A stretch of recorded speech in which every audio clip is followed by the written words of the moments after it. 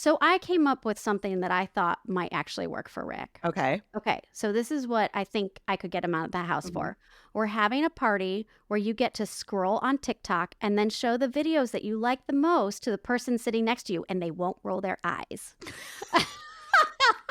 Well, that only works if TikTok is actually working. True. So, Well, it only took 12 hours to come yeah. back Oh, online. yeah.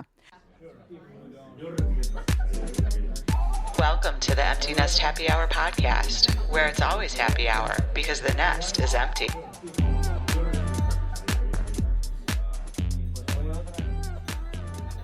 Relax your shoulders, loosen your grip, pour yourself a drink, alcohol or non-alcoholic. It's time for the Empty Nest Happy Hour, a hilarious, mostly weekly podcast exploring midlife parenting, empty nesting, women's rights, pop culture, whatever. And you don't have to be a middle-aged empty nester lady like us to join this happy hour. Whoever you are and whatever's happening in your life, thank you for being part of our community and taking a little break to laugh through it with us. And as we always tell you, everything we say here is our truth now. We're not experts on anything, but we have a lot to say about everything. It makes me giggle every time you say that we are a women's rights podcast. I know. And every time I say it, I think of that little reporter man in Janesville from the Yes. Janesville Gazette. And yeah, we are a women's rights podcast. Well, we're going to be talking women's stuff today. We So are maybe we owning are. that. Yeah. Yes. So also, I jumped into your introduction. We are on social media on Facebook, Instagram, and Threads. Although I've been hearing a lot of things about Threads lately and what we should be on, but I like Threads, so we're going to stay there. And all of them are at Empty Nest Happy Hour. So if you can find us there, our website is emptynesthappyhour.com and our email is info@emptynesthappyhour.com. And we have a standing challenge. If you send us an email, we will read it on the podcast. So do it. That's right. Do it.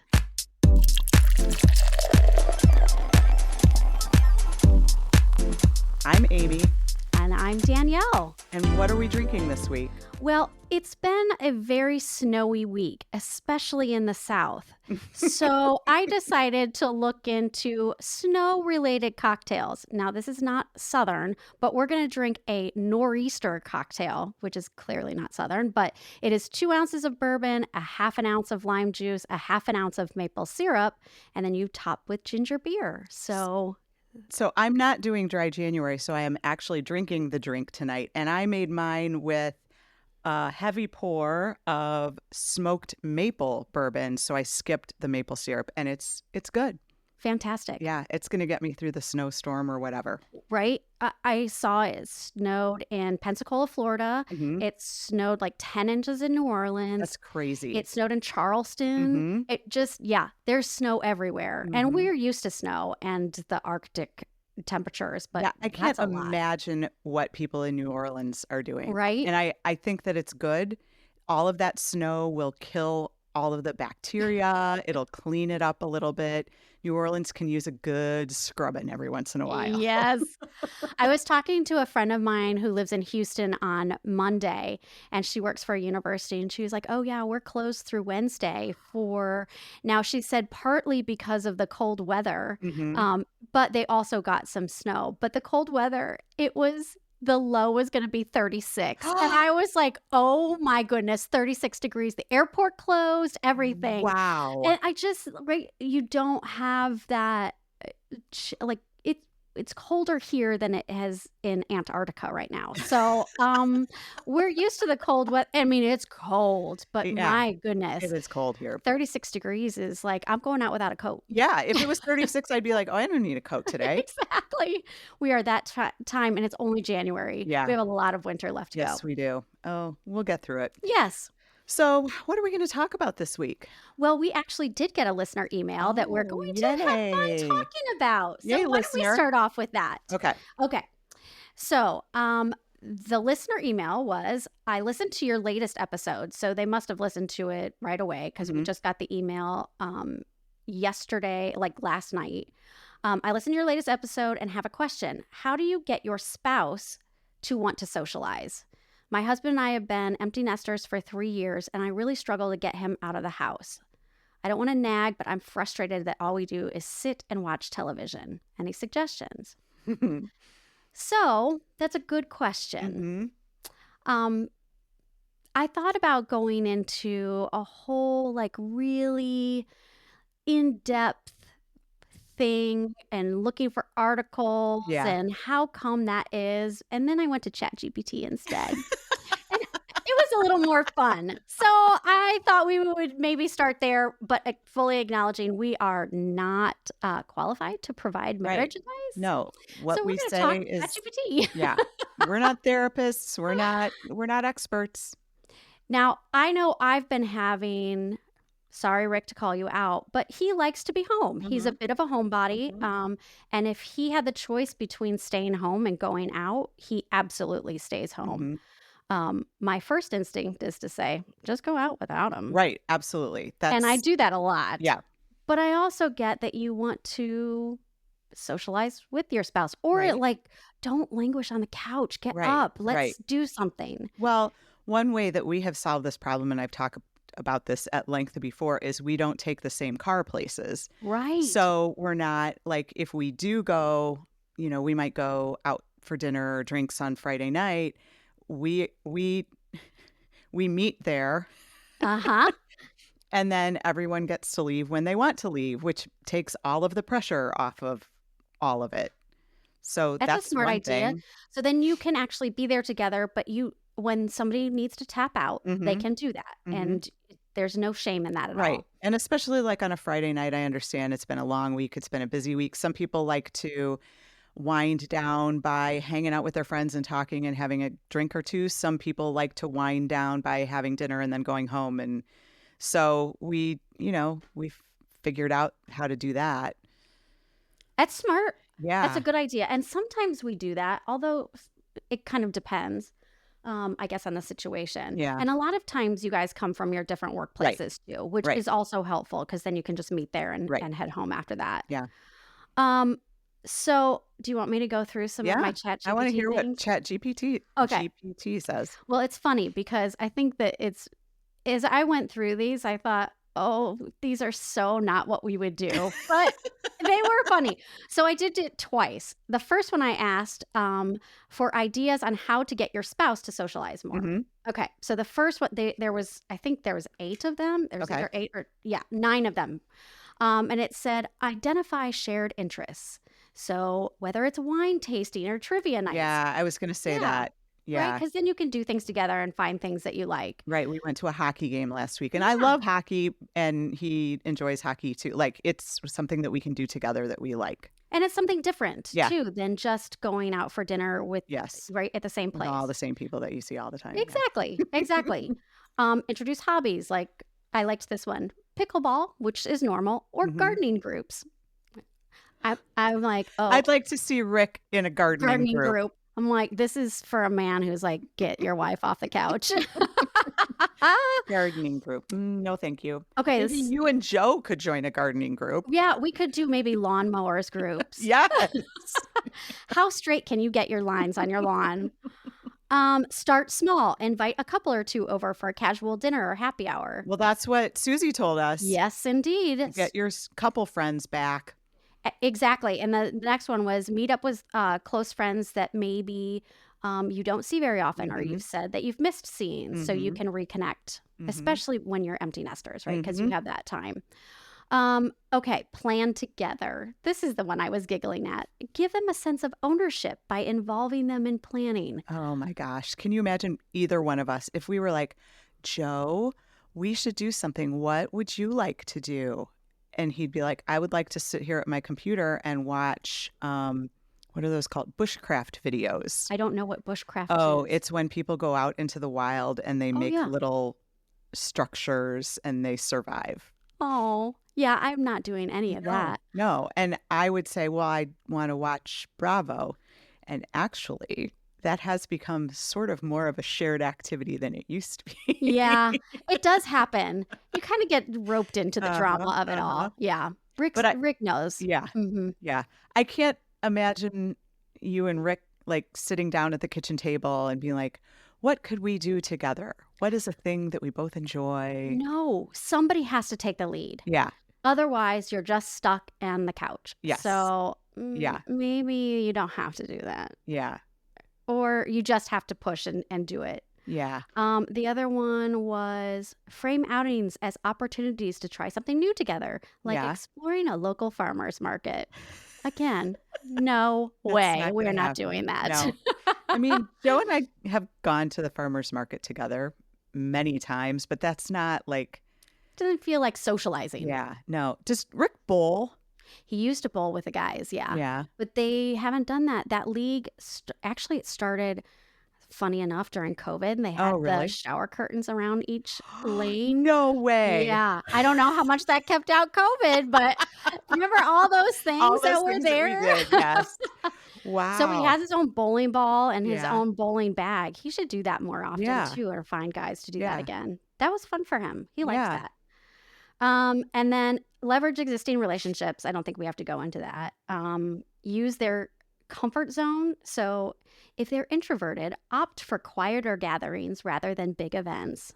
Okay. Thanks, ChatGPT. Yeah, exactly. Suggest coffee dates, nature walks, or attending a play with another couple. Is this for really like older people? I don't know. Or these do not feel like things that our husbands would be like, oh yeah, that's a thing I want to do. Not at all. So that's why I'm wondering, is this a guy putting this in? And these are suggestions that they're making to the spouse as in woman? I thought a little bit about that. Incorporate purpose, like volunteering together. I thought that was a good one because sometimes volunteering can be social. Mhm. Show the fun side. Share how much fun you had and gently invite them to join. Like, you loved the jokes we shared last night. Next time you should come. I died at that one.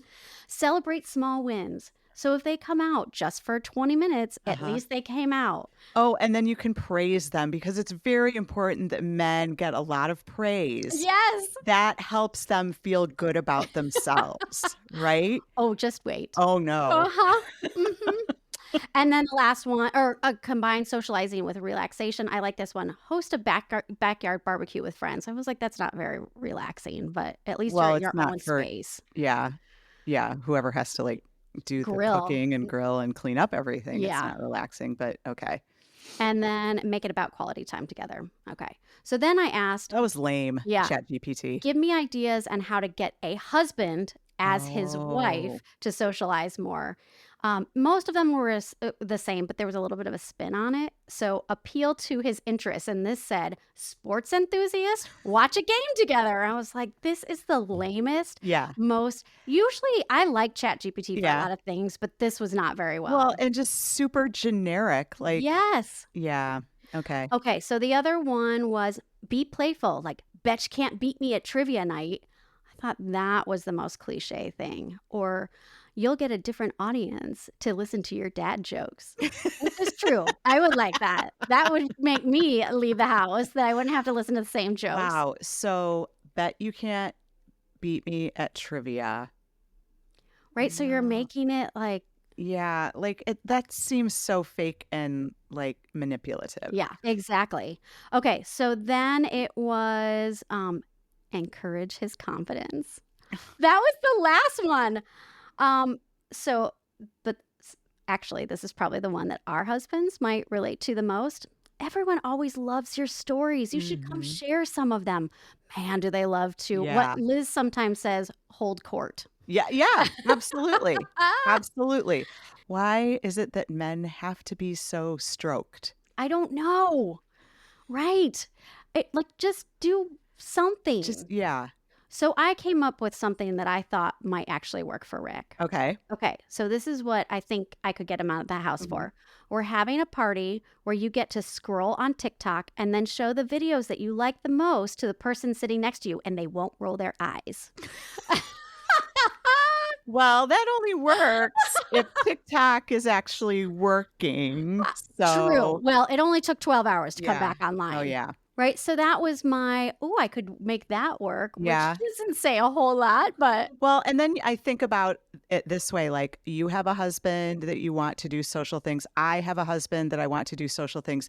We could do like we did with our kids and just make them be friends. yeah.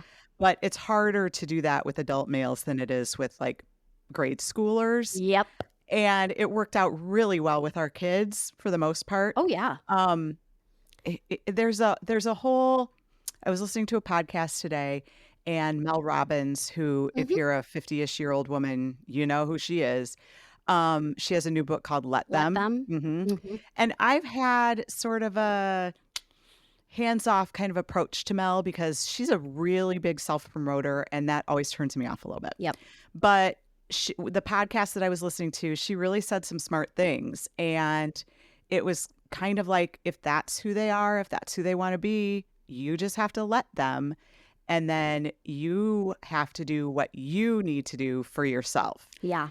And if that means that they don't want to go out with you, then you go find things to do on your own. Yeah. You don't feel like tethered to them. Like they're not your only social outlet. Don't. I agree. Right? You can still have your life. I just saw it and I'm mad I forgot to take notes on it. The woman that doesn't live with her husband. She's an actor and he's, I think, a senator, and they don't live in the same house. And she's getting a lot of blowback. Cheryl Lee Ralph, who's on. Oh, Abbott Elementary, Yes, which if yeah. you're not watching, you are missing out. Oh, really? Her husband is a politician I or think something? so. Huh. Now I should probably know the facts for that. Well. But anyways, we can look it up and see. But to the point where you can have your independent life. And that doesn't mean that you're not together. Right. You can still. Now that might be a little bit much, That's but I think she extreme. lives in LA and he lives in Yeah. DC. So Yeah. there's a little bit of a different. Again, you can live your life, and that doesn't mean that you don't love each other. And whatever works for you Right. is what actually needs to be. Right. So it doesn't have to follow the cultural norms that have been set Right. long before. We can have our own lives, and that's great. And they can too. And if Mhm. they're happy being on the couch, just Let let them be them. on the couch. Yes. But it is important for them to have some social outlet. Yes. And both of our husbands do. Your husband is very social with his Michigan people. Yep. Yes, exactly. And I don't go up there as often as he does. Right. And Joe is very social at work and with the people, Mhm. that's where his sort of social outlet is to a certain extent. And church, he's very involved in church stuff. And so, I would worry if like he was just like not leaving the house and just spending all of his time watching bushcraft videos Right. and Planes airplane land. landing. I mean, that's a significant part of it.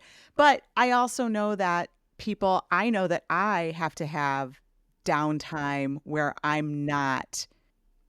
have to be on. Yes. And I need a significant amount of that off time. Yeah. And yeah. Right. And that's what January is for. Yeah. Let's be moderate about this too. Let's, make sure that they're having social interaction so that they're not getting into weird dark holes of weirdness, but also let them. And that social outlets might come from different places, Yeah. even work, and that's okay too. Yeah. Yeah. And that sometimes you need to unwind after that. So, Yep. yeah. Yeah. Anyways, so those were terrible suggestions, and also live your life and enjoy it. Glad we could help, listener. Exactly. Okay. So, all right, we're Yeah. going into a whole nother discussion. Oh, Yes. Lizzie said he's on the Pennsylvania State Senate. So Oh, he's a interesting. politician, not a Yeah, federal state but a state politician, which Well, is great. Speaking of politics. Yeah, good segue. So we, I think you all know where we stand on a lot of things. You know that we volunteered for Kamala Harris. We knocked on doors in Wisconsin. And Monday, we're taping this on Wednesday night. Monday was the inauguration, and it was a tough day for a lot of people. It was, a great day for some people and a tough day for a lot of people. And since we are a women's rights podcast, we really wanted to focus on the the women's rightsness of it all. And I think both Danielle and I have in the past, was that 2016? Yes. Mm. In the past 8 years, Mm-hmm. been disappointed in election turnouts here and there. We were both thrilled to vote for Hillary Clinton, and Yep. we thought that was going to work. And we were both really excited to vote for Kamala Harris, and we thought that was going to work. And politics aside, we believe in strong women. Yep. And we believe that women need a chance to be in charge. Yeah. And I think this is just my personal opinion. I think if you voted thinking, well, we need to change things, we need to shake it up, we need to make a new start, then maybe having a woman be in charge of things would have been the right answer. We haven't tried that before, No, we haven't yet. and hopefully in our lifetime we will. Mm-hmm. But I think that we're also women, daughters, mothers of daughters, Mm-hmm. and we want to see women do well in the world. And so I don't want to speak for both of us, but I'm concerned about the state of the world right now, especially for women. Yeah. And I so we came up with a couple of articles that we wanted to share with you about what's happening in the world, kind of women in powerful positions Mhm. and what that looks like. And the first one is a Slate article written by Asa Cohen, who was Kamala Harris's videographer. And if you are interested in this, you should definitely go read it. It was really good. It was really good. It was really, really good. It's about what she learned by literally being with Kamala Harris like 24/7 for the past 4 years and watching how Kamala related to the people around her. Yeah. Men, women, children, people in power, people not in power, how she did that. And there were a couple of things that she writes about in the article. And again, it's on Slate and it's by Asa Cohen, where she says, the best thing about working for Kamala Harris was watching a phenomenally competent and successful woman own her power in the most challenging of circumstances. Unfortunately, despite my best efforts, you didn't get to see that often enough. And then she says that when the vice president was meeting with like little girls, she wouldn't say things like, "Oh, you're so cute." She would say, "I bet you're the smartest girl in your class," or "the Yeah. smartest one in your class." And really, like, those are the things that I think I personally tried to do with my own children Mhm. and the children that I worked with. Like, it's not about being the cutest. It's about being the one who tries the hardest, or Yeah. the one who works the most, or the one who has the most, I don't know, enthusiasm for Mhm. what's going on. And then she says, one time I needed the vice president to redo a line for a video, and I started out by apologizing, saying, "Ma'am, I'm so sorry, just one more time," before she interrupted me. "Don't apologize for doing your job well."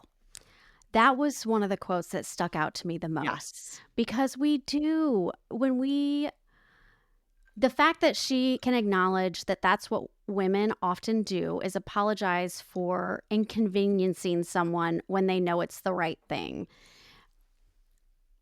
That's a hard thing to learn if that's not ingrained in you from Right. the beginning. Right.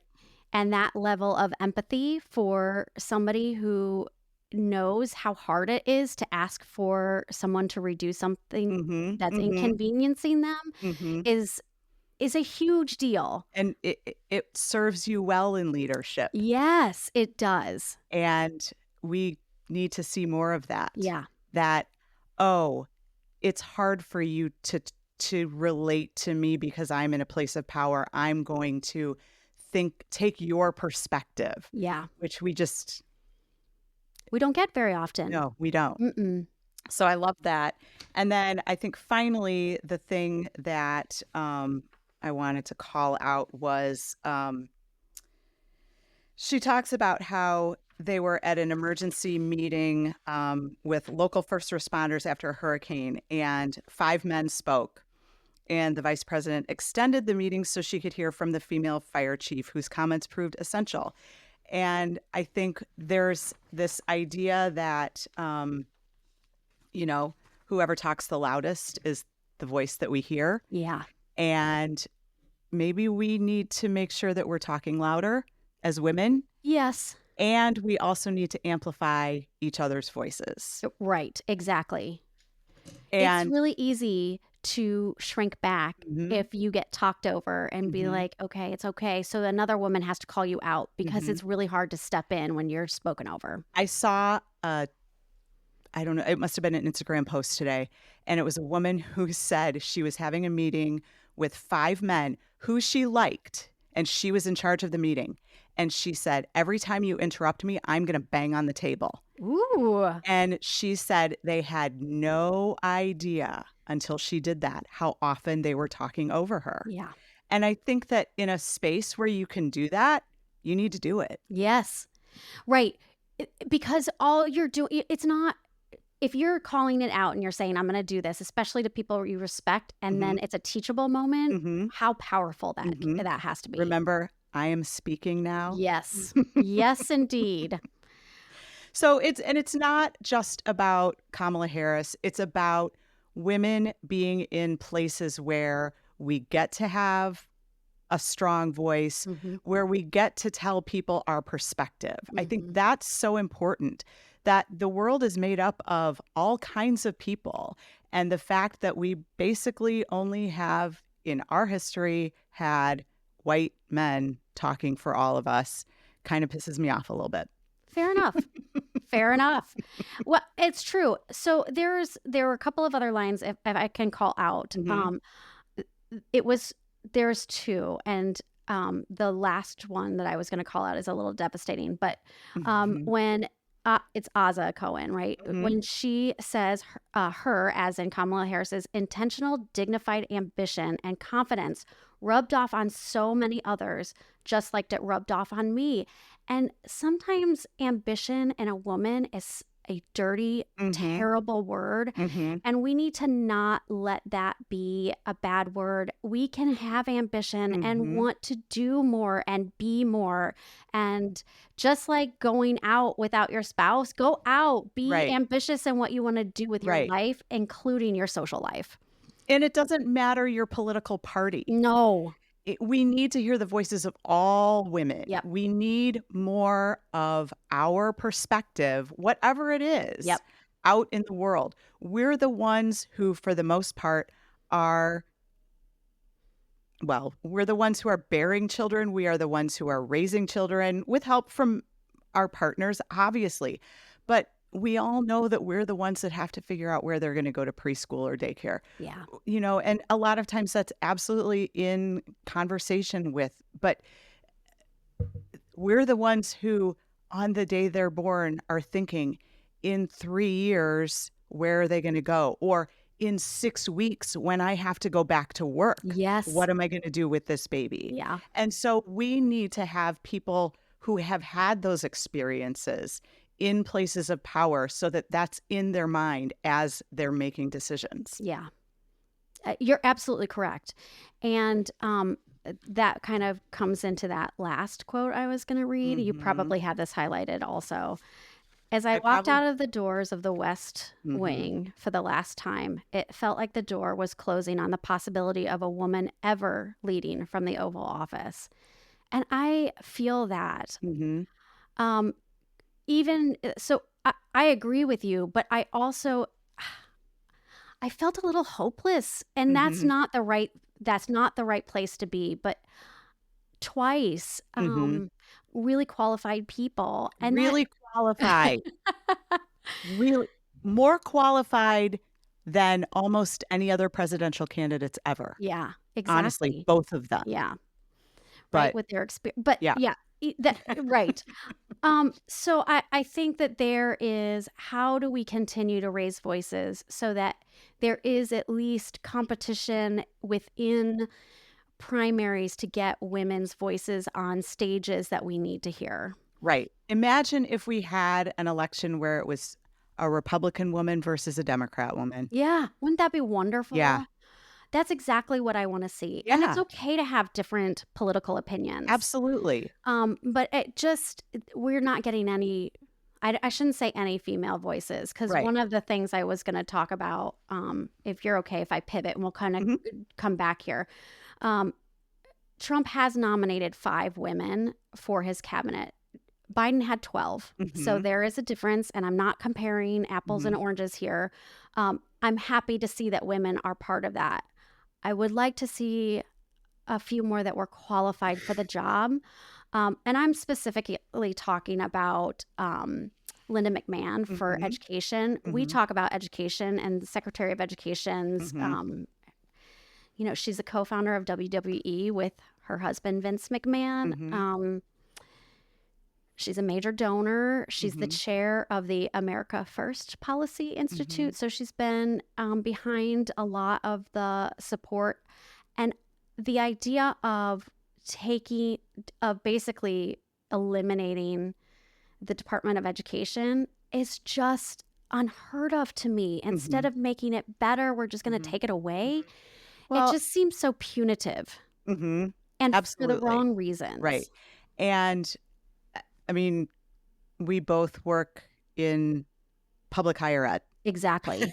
Yeah. And so the impact of getting rid of the Department of Education, like we don't even know what that would be. Right. I mean, funding, rules, all kinds of things.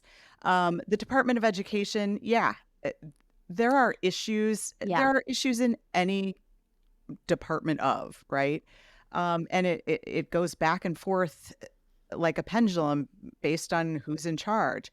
But one of the platform planks is getting rid of the Department of Education and getting rid of public education in Yes. the United States, which that is one of the founding principles of this country Hmm. is that public education free and public education for all. And I mean, we're already kind of moving in that direction. There are so many states that now have voucher programs for private school. And I don't have a problem. Our Yeah. both of our kids went to private Private school school. at Hmm. times in their lives. That should absolutely be available for everyone. But what happens often when we have these programs that are primarily promoting private schools is it takes all the money from public school kids and it gives more money to kids who don't necessarily need it. Hmm. The state of Iowa has just botched this terribly and really kind of they're paying kids who were already paying for private school. Yeah. And so a fundamental principle of the United States is a free and public education for all. And we can't dismantle that. That's No. so important. And I mean, I understand people have issues with how school runs. I have issues with it. I have big issues with it. Local, uh, is statewide, Right. everything, right? But it's not burn it all Right. down. It's not burn it all down. It's fix it. Yeah. It's fix it. And I mean, I'm an education professor and I'm very concerned about the ways that people are approaching um, public school education. Yeah. We're not doing a great job, but that doesn't mean we get rid of it. It means we learn how to do it better. We Exactly. know how to do it better, Hmm. and we should just do it. Hmm. So yeah. So Linda McMahon for Department of Ed. Right. And again, I guess I wouldn't be so critical if there was a lot of education in the background, Right. but just to carry out like the thought of punitive is, I just don't, it just feels wrong. And they're there for the wrong reasons. And I think public servants should be there for the right reasons. And that Right. just doesn't feel Right. legitimate to me. Well, and I think that there is some value in having a cabinet that is made up of people who aren't necessarily um, always completely ideologically aligned with you, Right. because there's some humility in accepting that other people may be experts on things and listening to what they have to say. But if you are just putting people in positions of power who are yes men, then, I mean, I guess that's the right of the person who has the That's right. job. I guess, yes, exactly. But I think we can also, now you can't just eliminate the Department of Education, right? Right. It has No, to be it's a congressional congressional act. act. Yeah. So realistically, there's a lot more fight, but that's where we get to come in and Mm-hmm. call your congressmen and your Mm-hmm. senators and really talk through this and talk with your state Mm-hmm. representatives too, because the states are going to be part of this as well. Right. So yeah, if the plan is if the Department of Education is dismantled, then all control and funding goes back to the states. And we know from past experience that some states are really great at funding public schools. Some states are really terrible at funding public schools and at funding specific schools less than others. Right, exactly. And so the inequality just gets amplified. Yeah. Yeah. Mm. So the other thing that happened this Mhm. week, because we're still talking women, is Linda Fagan, who was the Commandant. commandant. I Googled, How to say it? yes, because I'm like, Commandant. Commandant sounds like it's from Hogan's Heroes. I can see that. And the Google guy said Commandant. Commandant. Okay, well, however you say it in whatever However dialect Google we says it. have. Yeah, exactly. But she was the first woman to lead a U.S. military service, and she was the commandant of the U.S. Coast Guard. Mhm. And she was relieved of her duties yesterday. Mhm. And there was no reason in the dismissal note. Mm-mm. And I guess there was a DHS official that said she was removed because of recruiting concerns, failing to address border threats, and the last one was putting excessive focus on diversity and inclusion efforts, plus the investigations into sexual assault within the Coast Guard. So I looked up a couple of different articles. There was one on military.com Mhm. that talked about Mhm. her service and how important it was for her Mhm. to be in that position. And how she rose through the ranks. It Yes, wasn't that she was just promoted there because, oh, let's put a woman in there. exactly. Mhm. And then another one, I think it was on Politico, but I pulled up that one because they had specific rebuttal to the actual claims. So Mhm. the recruiting concerns, she actually exceeded her recruitment goals. Mhm. The failing to address the border threats, she intercepted $2.5 billion in illegal drugs in Wow. 2024. And then putting excessive focus on DEI, that's Mhm. not measurable. Right. So, I mean, that's just something different. Whether she was excellent at her job or not, I don't know if dismissing someone because of reasons that don't seem to hold up because of, I don't know. Well, There's a lot of things that are involved here, but it's too bad that a woman, the yes, first woman in of rank in the power. military, Yeah. was dismissed for what sounds like Being a woman. political reasons and not because of doing the job. Right. The patriarchy. Yeah. So a lot of times when there's an article like this or a situation like this, my question is, would this have happened to a man? Yeah. And I don't know. Honestly, for this, probably because of the DEI thing, because there was the executive order that Yeah. about DEI and diversity Yeah. programs that had to be eliminated. So that could very well be the case. So I'm going to just put that out there. Right. But it just all kind of adds up to, yeah. It's really too bad. And I really wanted to have this discussion because of that Kamala Harris article. And I just want to go back to that Yeah. for a second, because I think we need to remember that we had a female vice president. Yeah. And we had a female vice president of color. And I think that because of the way that the whole election sort of ended up, I'm not sure that we focused on that as much as we should have. Yeah, I think you're right. And I think that was deliberate by the campaign. Yeah, I think so too. Although I keep hearing, let people just talk. Yeah. Maybe she wanted to talk about it. Yeah. And, you know, Yeah.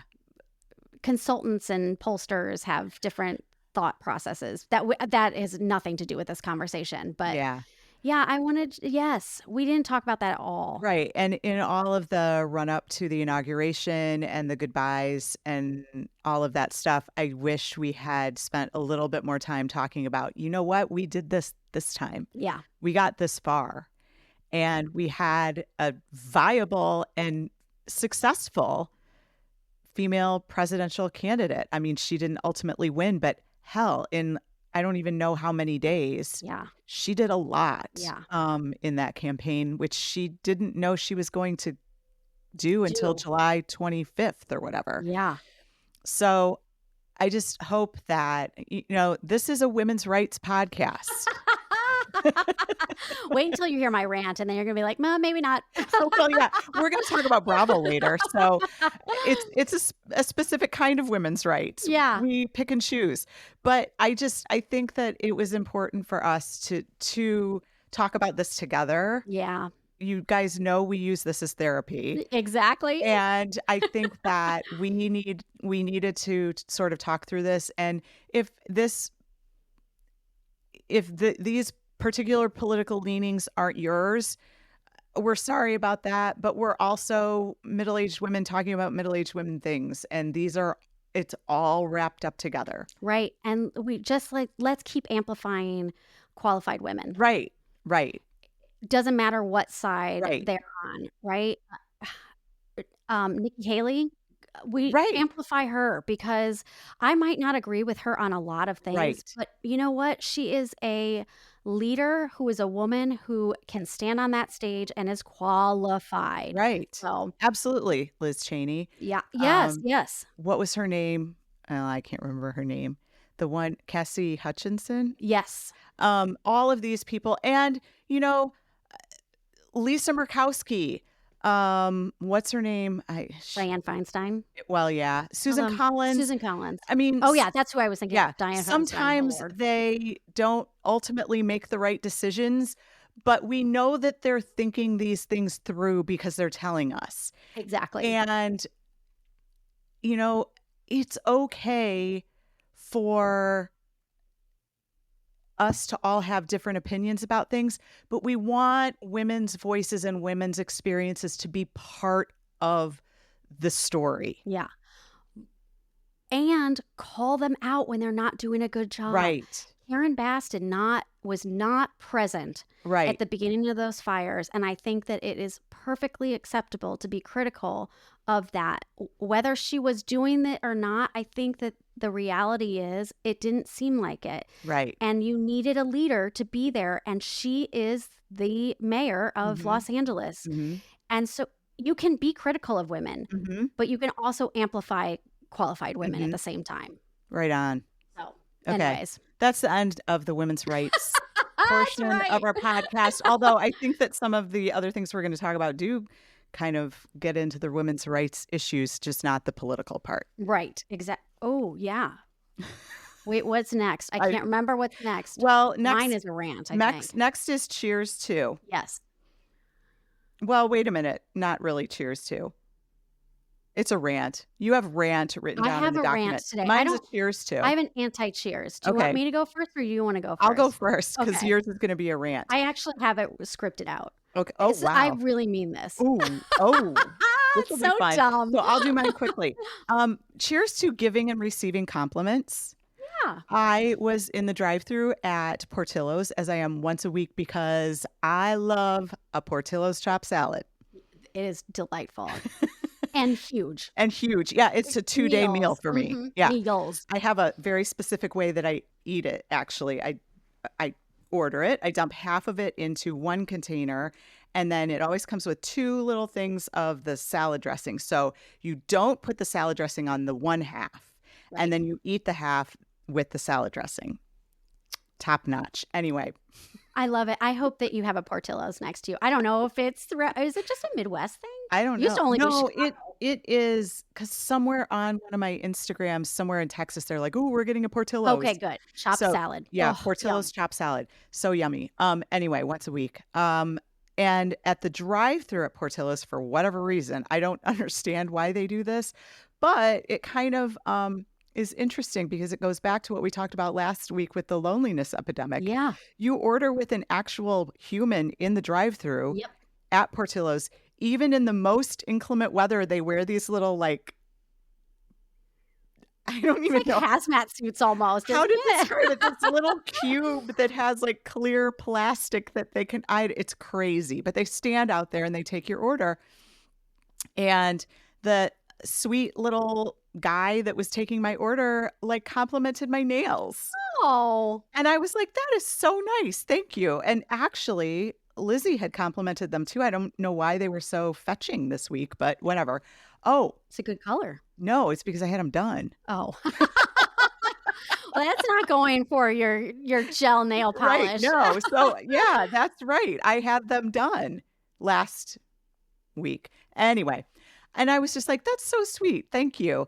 And it just made my day. Like, thank you Yeah. for the compliment. We need to compliment each other more.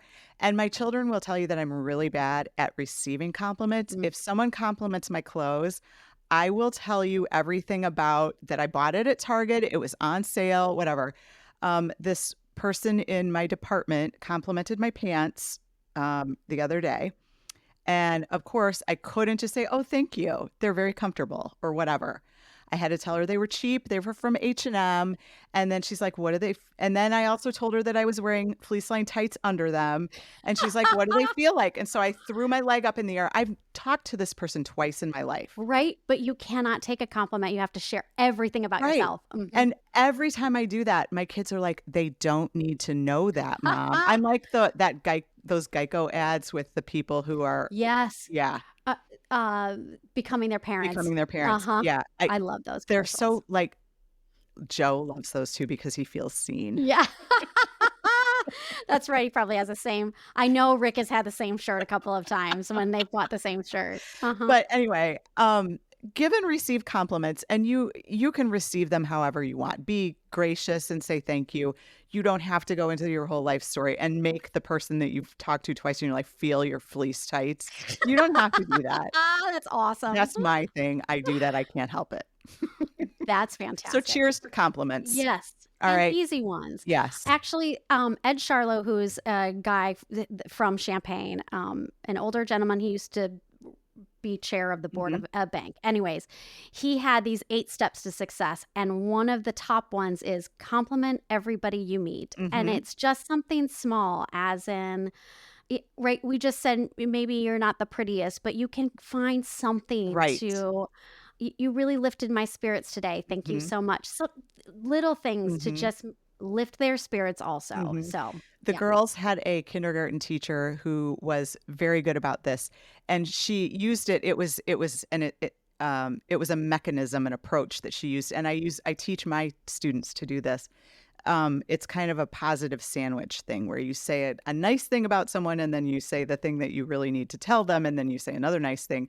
And she would always, there was one little boy in the class and she would always start everything out with, I am so glad you're here today. Oh, but I have things to say. Right. And now I'm going to tell you what I really need to tell you. But it was, it made it puts you in a place where you're more likely to be able to receive whatever she has to say. Exactly. And so, yes, compliments are good and they make people feel good and we should do more of it. Agreed. All right, get ready to rant. Okay. Well, I like your white sweater today. Would you like to tell me where it's from? Yes, it's from Quince. Oh, I need to shop there more. But that's all. No, not so much. I'll tell you a couple things. One, I think that it always looks better. And Quince, I guess if you were thinking of like sponsoring us, maybe.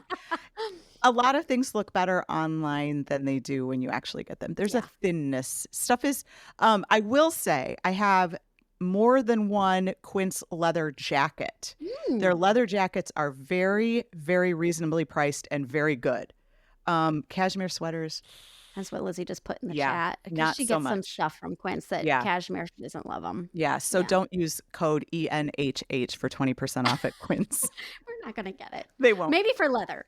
Yes, for leather, for sure. I really do. Oh, Lizzie says their linen sheets are good. Oh, that sounds That's good. good to know. Yeah. Okay. Yeah. So, and I will also tell you that Erin would say I should have sized down. She does say that. Mhm. And sometimes I'm like, I should probably size up. Yeah. Okay. So here's my anti-cheers.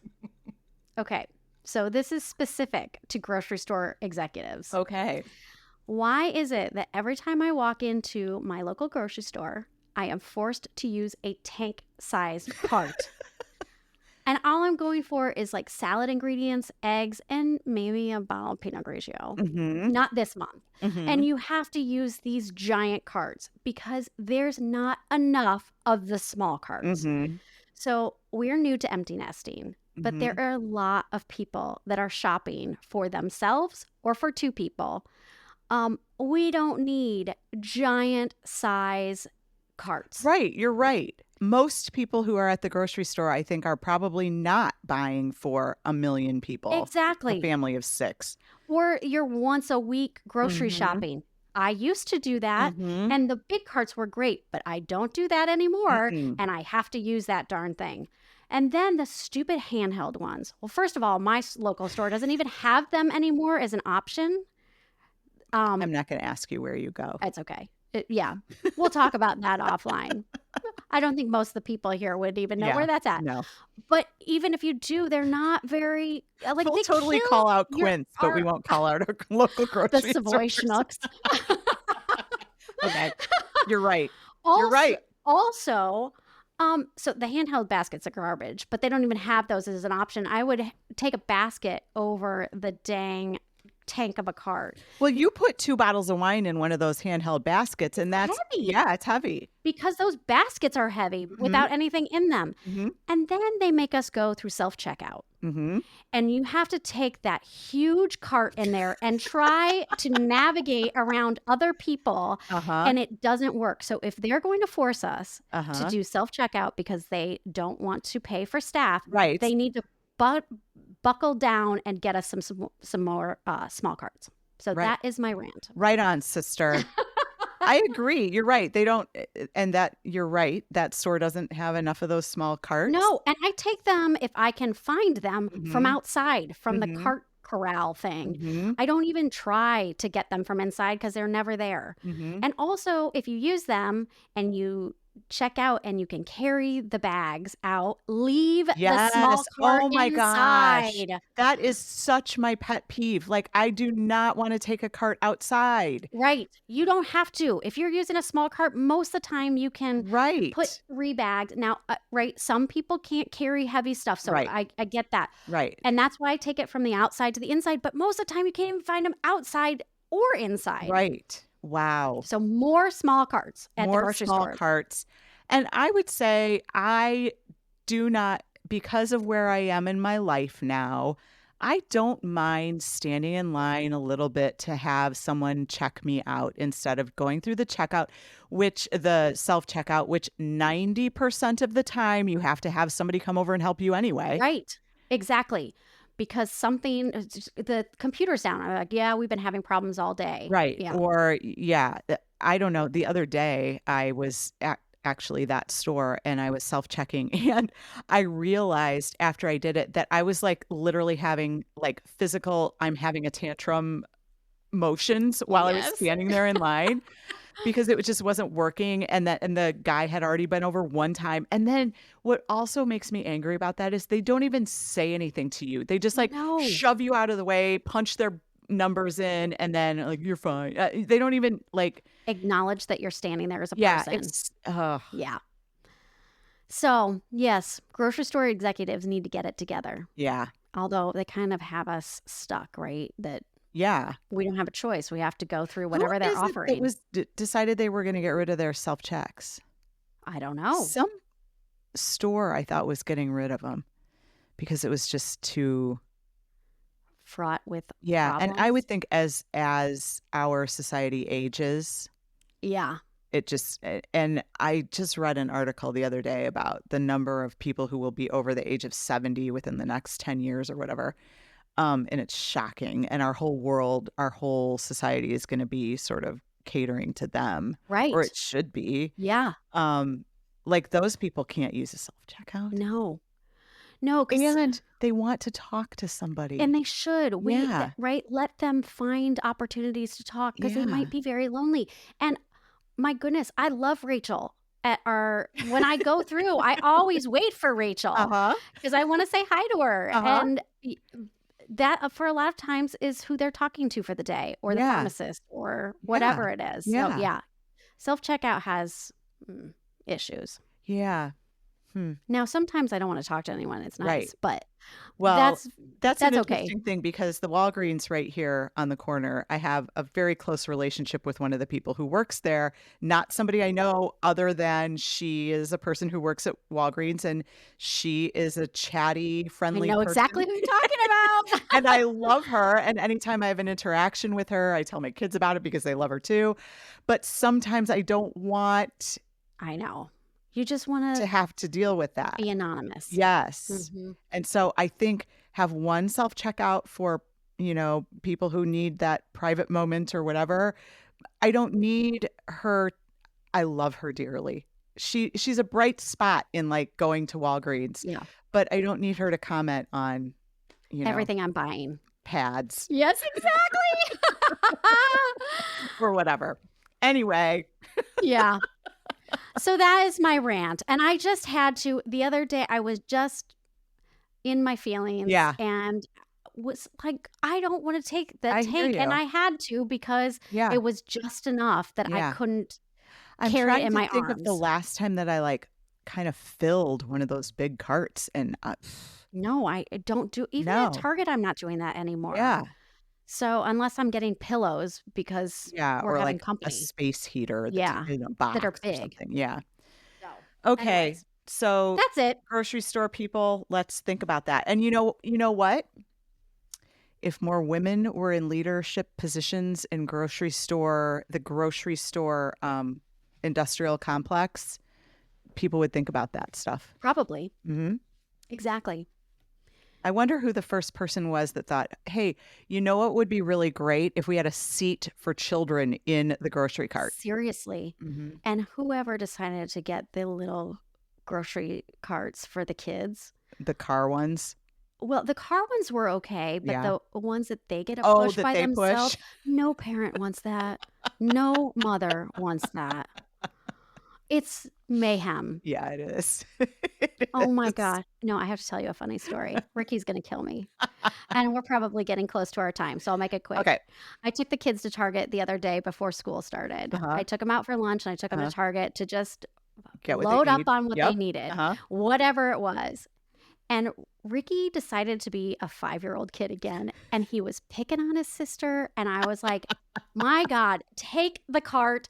You are in charge of this. So he would keep his hands off of Murphy. And he took that as a challenge. It was mayhem.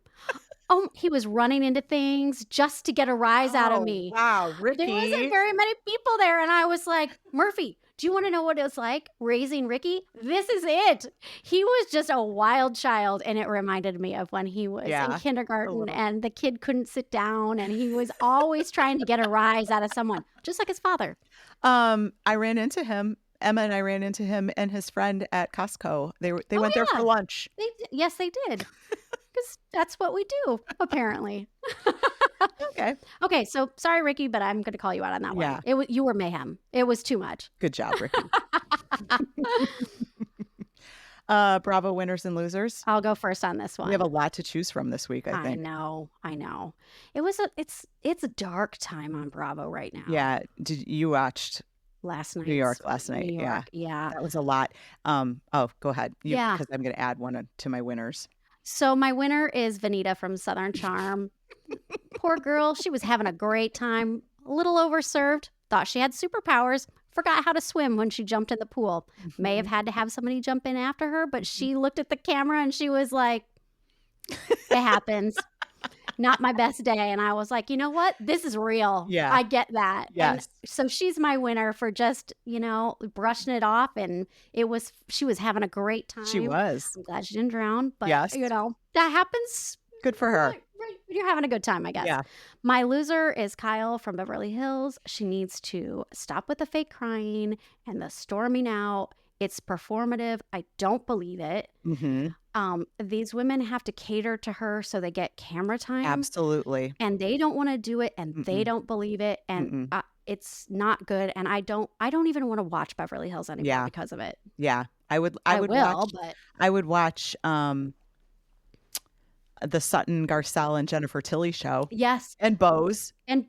Yeah, exactly. Get to read off and her fake screaming at everybody and Kyle. Yeah. They just and Erica Jane has just sort of faded into the background a little bit. I know. I think she's got a lot going on in her life that she just she's back on Broadway too. Oh, so I think outside of the Housewives, actually, she's crushing it, and the Housewives is almost like secondary in her life. Good for her then. Yeah.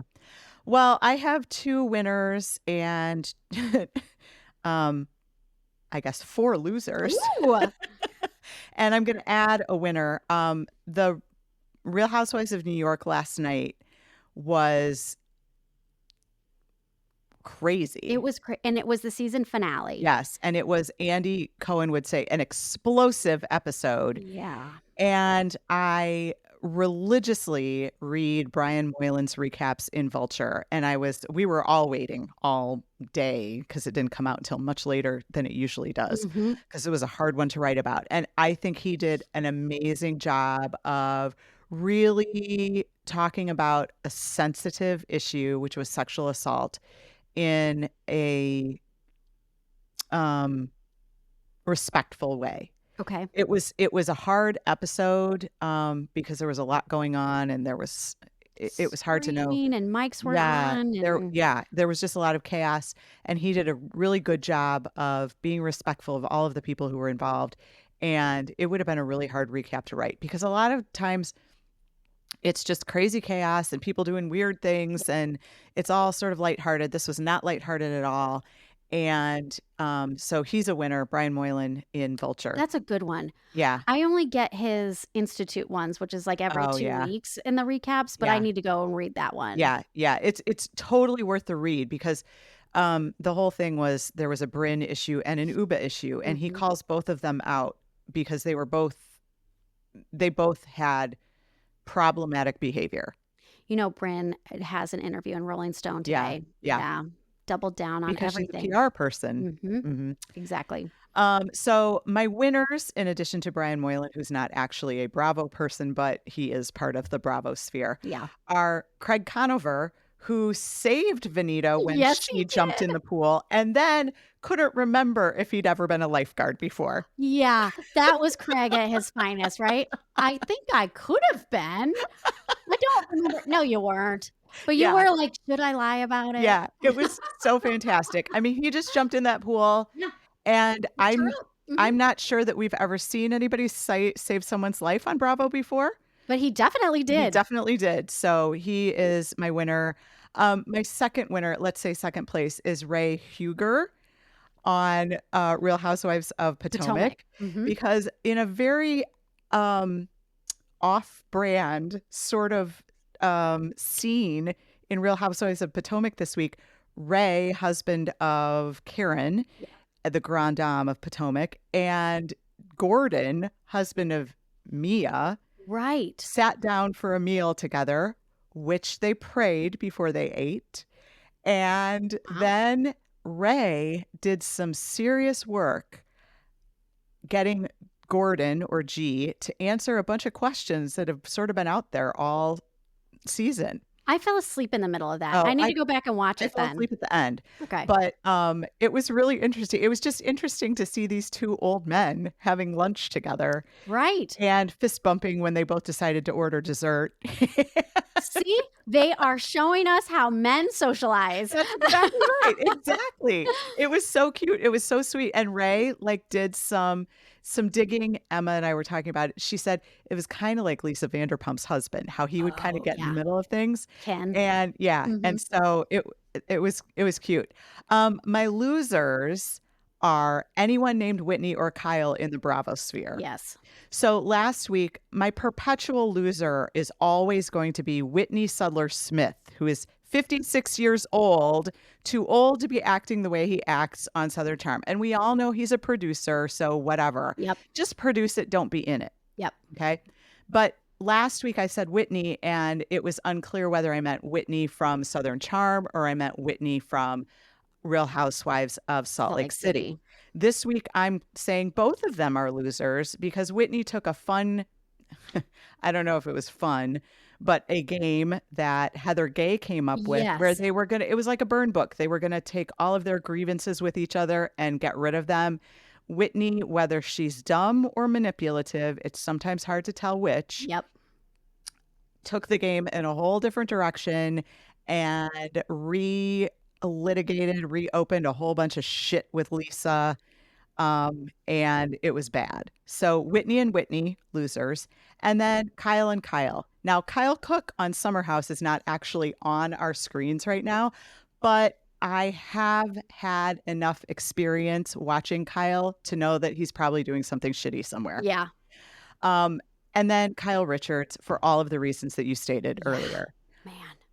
It's just not, it's not entertaining. It's not entertaining at all. And anytime a housewife, or I'm going to extend this to anyone, says, I'm done. I am done. Yeah. What does that mean? It means I'm guilty and I don't want to talk about it anymore. Exactly. That's exactly correct. And I'm over this. Mm-hmm. Anytime anybody says those two things to me, we're done. We're done. And I never hear them call out, what does I'm done mean? Because I don't think you're not going to be on the show anymore. Right. Or you're just not going to talk to someone anymore. Right. Shannon that doesn't work either. Yeah. Does that a lot. Almost every episode. Yeah. But I'm tired. We're all tired of Kyle. And it's, again, back to Vulture. It's very interesting to read the comments that follow Brian Moylan's recaps. So all of the Bravo shows are recapped. Brian Moylan does Beverly Hills and New York. I don't think he does Salt Lake. No, he doesn't do Salt Lake City. Okay. But very interesting to hear how other people's takes on things are. And Kyle's long been sort of a fan favorite and whatever. And there was nothing good to say about Kyle in the comments today, not at all. about her behavior yesterday, because this takes place in real time. Right. Yesterday at Bose's party, her spa soiree. Yeah. Bose lost her house in the fires. Yeah, not that house. Oh, a different house. Yeah, her Malibu house. Oh, excuse me. Yeah. You would know that if you read the recaps in the comments. You're right. I only saw the snippet on Watch What Happens Live in my Instagram feed. Yeah. So yeah. Okay. We have an announcement. Yes, we do. I was thinking about this. I haven't run this by Danielle. What if we just did like a seasonal book? Okay. Like this is our winter book. I like that. Yeah. And then we'll do a spring book, a summer book, and a fall book. Sounds great. Okay. I think that makes a lot of sense. And if we get really ambitious, we might do more, but whatever. You can never hold us to anything that we say. You know that. Exactly. Right? Our newsletters. We probably need to put a new one out again soon. Okay. Once a month is what we're trying for, right? Yeah. So we're fine. Yeah. Okay, but we are going to do a book. Yes, we are. For winter. Yes. And it's actually a good book to do in the winter because it's a summer book. Yeah, so it's going to remind us that it will be summer again. It will be summer again. And we'll be able to be in the warm sun and sand. Yes. Yeah. Do you want to announce the book? So the book is Sandwich, a novel by Katherine Newman. And this is a book that was on every, you got to read this book at the end of the summer, I think. And I read it immediately when it came out and loved it. It is all about who we are and what we're dealing with. Yep. It is empty nest in a novel. And it is tough. It is tough. There are tough things in it, but it is so beautifully written. It's snarky, it's true, you will read it and you will think, "Oh my God, I could have said that," Mm-hmm. or "I have said that." And so we're gonna see if we can maybe hook up with the author Oh, and okay. see if we can either get some information from her Yeah. or interview her or whatever, because you We're the all are audience. the Yep. audience for this book, and she is us. I Mm-hmm. think she's 56 years old. Mm-hmm. Um, and she has adultish kids and aging parents, and that all is part of the book. She's written a lot of essays and pieces for Cup of Joe. Do you know that website? I don't. Okay, well, she's got some really good stuff on there.